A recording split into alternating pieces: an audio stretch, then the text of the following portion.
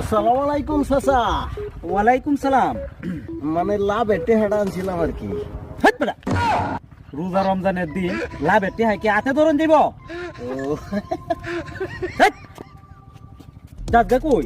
আমি তো কইছো নাতে শোন যাইতো না, এর লাগে যাইতাছি গিয়া। আর নেট তো কইছো নাতে সোন যেত না, হাতে সোন যেত না, দেখি আমার কি পয়েট নাই তোর হাতে বলে দিতে না?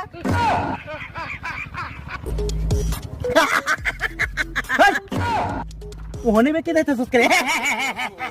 আরে চাচা কইেন না, একজনে 500 টাকা দিছি, দিহি এটা যাই, এইটা দেখছি আমি।